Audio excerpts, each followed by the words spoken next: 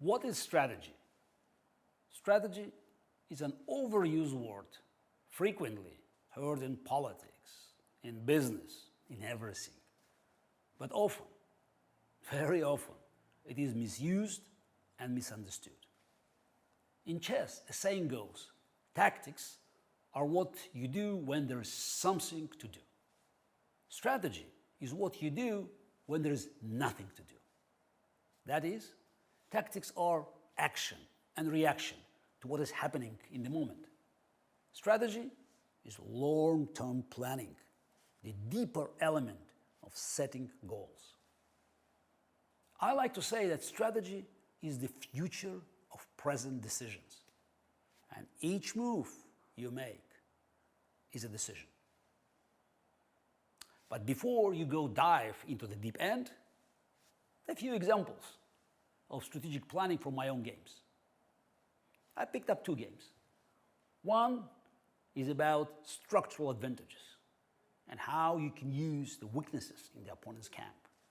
Another one is more complex.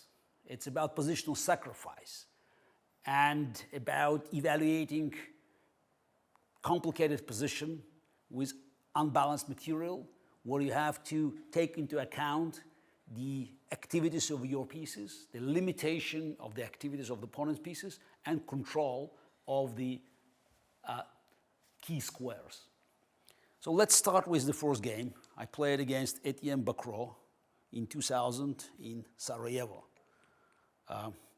My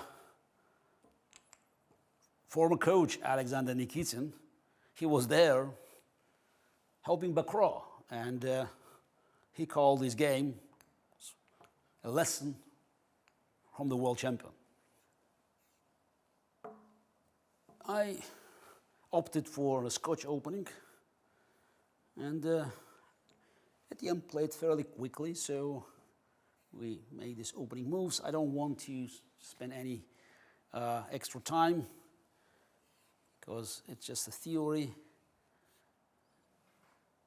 And he played this modern move, which is probably not the best one, though it's not the end of the world, so there are other moves for black to make. So Queen e4, provoking f5. It's not good to take en passant because of the king f7. White's underdevelopment manifests because now it is threat rook e8 pinning the queen. So since white is slightly behind development, so you don't want to open the position. Queen f3, queen d4, knight c3, exchange here, bishop takes, bishop b4. Oh, nice tactic. So it's the double pin. So I cannot take this bishop because my rook is hanging, and of course queen is untouchable because my king is under attack. Rook c1, exchange. And while the material is equal, black already, should worry about the endgame frameworks. So Bacrot castle long and just hoping just to open a position quickly, but I play c5, just pushing this pawn and fixing this pawn structure. And black's best move was, of course, taking on f1, just exchanging the bishops, though white still had an edge. So the bishop b7 move, I have to say that I was surprised, because sometimes you just have to make your decisions based on aesthetics. So just look at this visual effect. Your bishop goes there and compare this one and this one. This bishop will do almost nothing till the end of the game, because it's, as we joke, it's not a bishop, but it's a big pawn. So that has no future at all. But again, black position is still solid, and you have to find a way just to break through. So first you have to exchange the queens, because black queen is too dangerous, and if position is open, then your king is in the center. Best chance was probably to keep the queens, but Bacrot took on a3.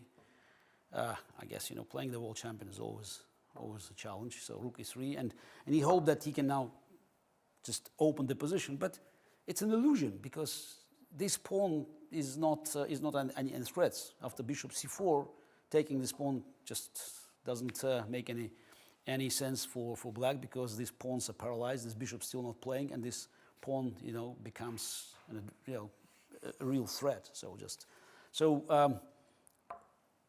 Black will try to block this position here, and after h4, he decided to close the position in the center. It's very hard to give an advice here because, again, taking this pawn doesn't make much sense for black. So it's the after bishop d3, playing h5, preventing h5. So I'm sure he recognized how dangerous position was because all black pawns are on the white, almost all on the white squares. All these weak pawns are weak, but position is closed, and sometimes you can have the bad pawn structure, but still close nature of the position could help you to survive. But it was not the case. So rook g3, rook h6, now b4. So I just keep the pressure on both sides. So king a6, king d2, rook a8, and rook b1. So now this rook keeps this rook under control. This rook comes here. So, and Bakro continues his plan, defensive plan, trying just to have everything protected. But white has too much space, and could maneuver attacking pawns here and there, and eventually, it's the whole position will collapse. So, trying to sort of release the rook from protecting the pawn. Rook a3, but now just rook g5. Important move because if now this rook moves elsewhere, then I could, let's say here, then I can play g4 and then h5, just and black position collapses. So the rook has to be there, just waiting for more action. So just rook h6, king goes in the center. Rook b8, a little trick, taking here rook a8. So pin. So that's why rook a5, forcing rook to go back. As you can see, this is black has virtually no moves, so white attacks on all sides. Rook h8. Sometimes when you have a big strategic advantage, you can just repeat the moves and just see what the opponent does. So again, pushing back, and now key square. From here, bishop attacks in both directions, on king side, and also keeps an eye on the queen side. So rook goes here, and then time to move back and concentrate on a different attack. So attacking black on the other side. So and if bishop goes on c8, then I can start an attack by just making sacrifices. But after rook g6, black will not survive. So that's the mating attack very quickly comes. So that's also shows you an advantage of having more space because your pieces can move from one side to another very quickly.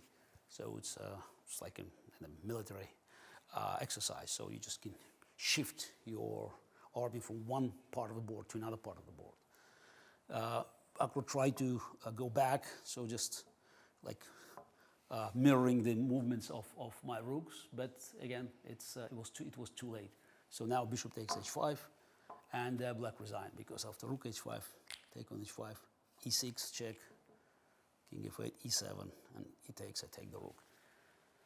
So that's again instructive game. Not much of a defense from black, but probably good illustration. So how you can benefit from strategic advantages that you can allocate with a pawn structure and with a space.